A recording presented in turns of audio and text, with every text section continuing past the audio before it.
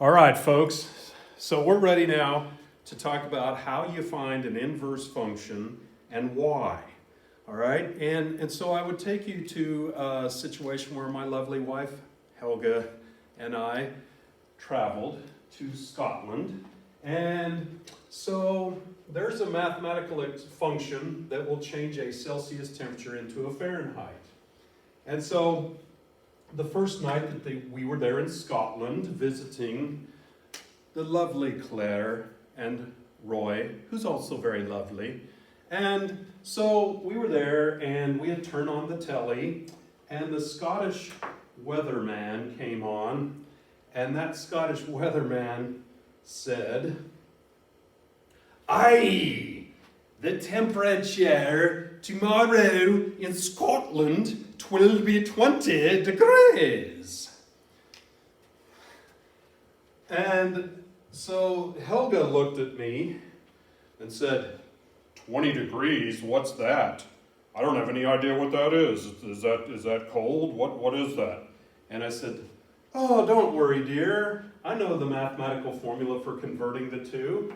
If we simply put 20 in here for x and do some math on it, that turns out to be 68. And Helga said, oh, okay, that's good. So it's a good thing that Scottish weatherman, even though he didn't convert the 20 to 68 for us, we were able to do it ourselves, right? Okay, so here's the thing though.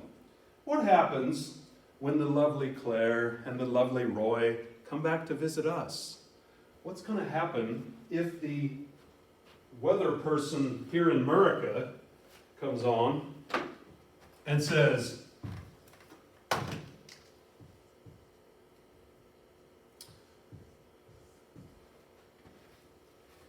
yippee-ki-yay! Temperature here in America is 68 tomorrow. Yippee-ki-yay! Aren't Claire and Roy going to look at each other and say, what is that? We are unfamiliar with this.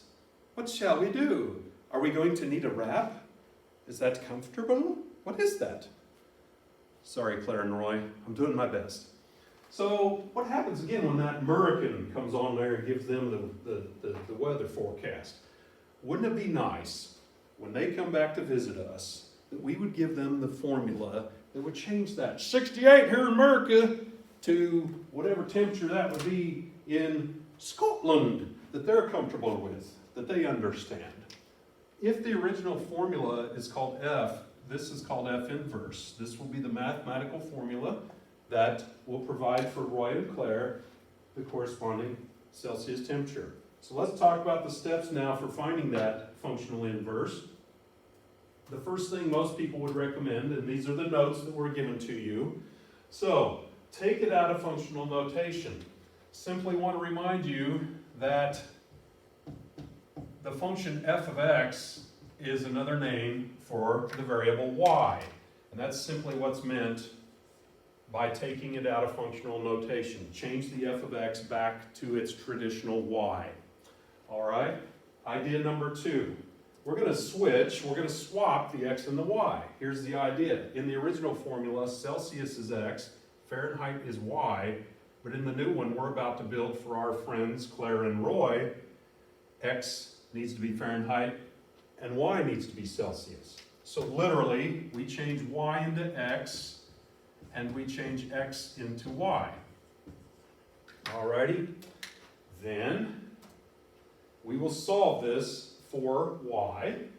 We're going to get y by itself. This goes back to assignment number 15, which was literal equations. And I would like to think that you would remember that that would be a flashback then, wouldn't it? So let's flash back to that assignment now.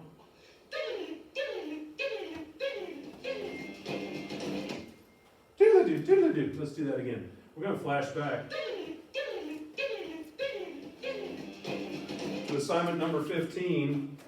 I don't have my Wayne's World hat, darn it. Okay, so anyway, we're going to flash back to assignment 15 and review how to solve this for y.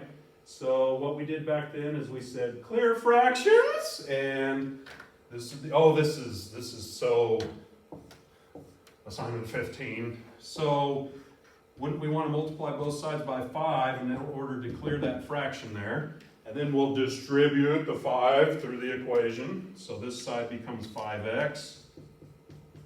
This side, we got to remember when we multiply that 5 there, that's 5 over 1.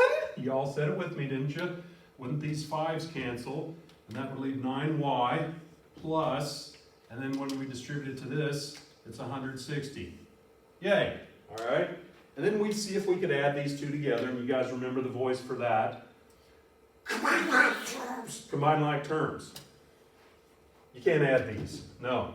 So then didn't we talk about that you look to see if your variable's in one term, and indeed it is, the y that we are isolating, and if that's the case, then we use inverse operations. Inverse operations, inverse function. This is going to be called the inverse function, the formula that goes in the opposite direction. So again, the idea, and this is old stuff, so we're hopefully allowed to go fast on this. The first step would be to subtract over the 160.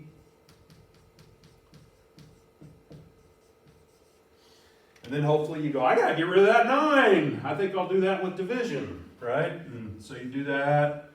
And then in this case, y is completely by itself. If there was a power, we would use a radical to get rid of it and all that. So, oh, that is so assignment 15. And so this new formula transforms into y equals 5x minus 160 all over 9. And we would like to think that would be the formula that takes this process in the reverse direction. So then finally, the fourth idea would be express it as an inverse. So here's the thought behind that. If this y back here, before we switch the variables, was called f of x, the mathematicians of the world have decided to call this one, the one that goes in the opposite direction, f inverse. And it looks like f to the negative 1 power, but it's really f inverse. So the variable y can be given any functional name we want, but if this formula over here does the reverse process of the original, then the mathematicians have said, well, that's called f. I'll call this one f inverse. And I know it looks like f to the negative 1, but it's not verbalized that way. So f inverse of x here would equal 5x minus 160 all over 9. And the hope would be that when the lovely Claire and the lovely Roy come to visit us in America, that when that American weather person comes on and says, yippee-ki-yay, it's going to be 68 degrees in America tomorrow, the whole country is going to be 68 degrees. The idea would be, if you put 68 in there, okay, 5 times 68 would be 340, and 340 minus 160 is 180, and 180 divided by 9 is 20. And then our friends from Scotland, when that American says, yippee-ki-yay, 68 tomorrow here in America, they would be able to look at each other and go, oh, that will be 20 Celsius. That will be very comfortable. So, when they come back to visit, we're going to have a little basket of toiletries for them in case they forget to bring a toothbrush or whatever. And we're also going to have a little note card with that little formula on it in case they ever need to convert that Fahrenheit to a Celsius, because they're more comfortable, they're more familiar with Celsius temperature. So, there you go. That's how you can use math to become a very gracious host when you have people who come visit you from countries where they're more familiar with Celsius. Aye.